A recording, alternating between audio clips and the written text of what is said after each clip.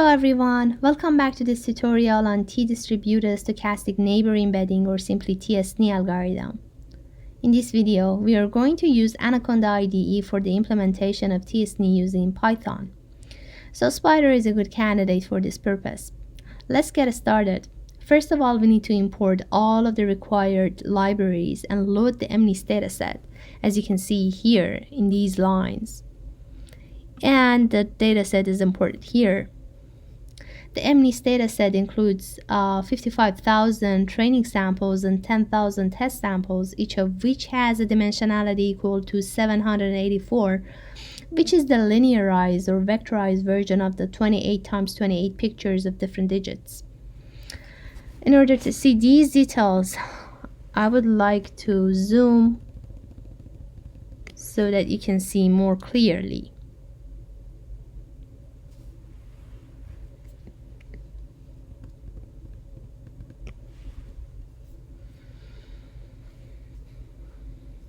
Then we have created a dictionary of the target classes, as you can see here in these lines.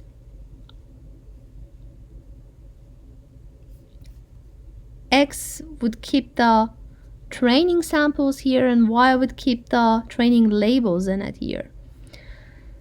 In order to show what a sample looks like, we must reshape it to form a 28 times 28 picture. Here you can see one of the samples, which is sample number 49, which happens to be the digit number 7. So we have chosen sample number 49, and we have reshaped it to 28 times 28 picture.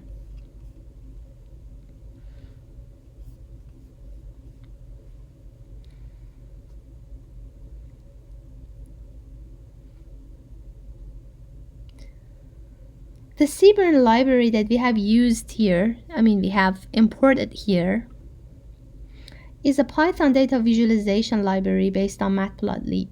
It provides a high-level interface to draw attractive and informative graphics. So here we have defined a function called data scatter, which draws a scatter plot of the data that we have by using Seaborn library features. We can choose a color palette and arrange the X and Y coordinates for showing the picture.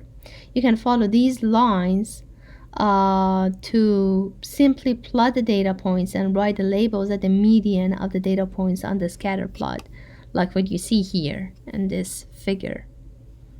Here we have chosen a subset of the training set with its labels.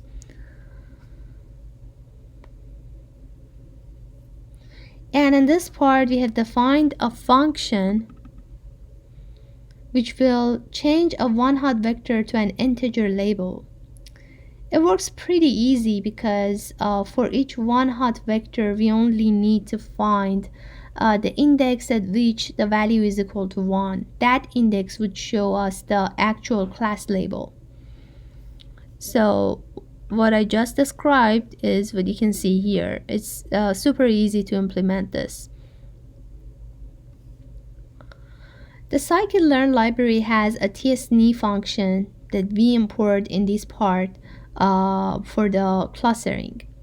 So the random state in this t-SNE function that you can see here is used as a seed for the pseudo-random number generator in scikit-learn to duplicate the behavior when such randomness is involved in the algorithm.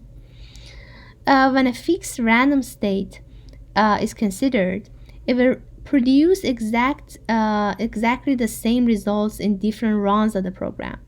So it's easier to debug and identify the problems if there is any. Without setting the random state to a fixed number, different seeds will be used each time that the algorithm is running, and you will get different results each time. So it may happen that you may get very high scores first time and can never be able to achieve that again because it's changing. At the end, we have plotted the points and determined the clusters using the previously defined function called data scatter, as you can see here. So this is the plot that you can see. We have 10 different classes and clusters of 10 different digits here, And the class numbers or labels are shown on the scatter plot as well.